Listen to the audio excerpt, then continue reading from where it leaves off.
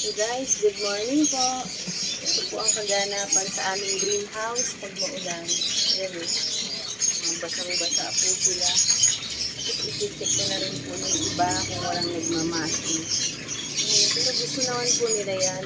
Sobrang maulan. At aming arwana. Puno na naman ang tubig. Okay.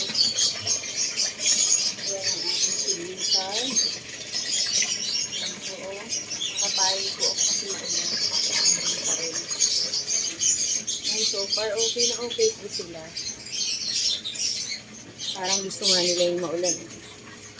Ayan ang aming aglono noon. Ganda pa rin po. Ito nga po palang si Hiccup na Caladium. Ayan o. Ayan. Inalis ko na po yan doon sa may isda. Nakalubog po yan sa tubig. Itinanggal ko na kasi. Para makuha ko po yung baby. May isa po siyang baby.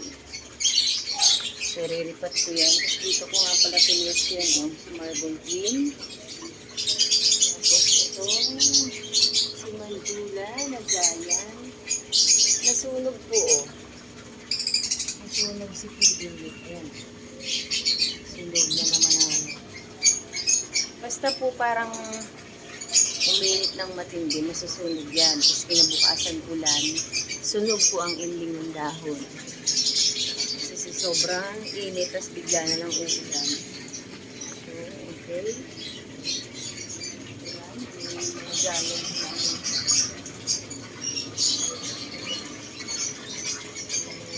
Niripat ko pong baby ng lizard. Okay na okay. Buhay na po.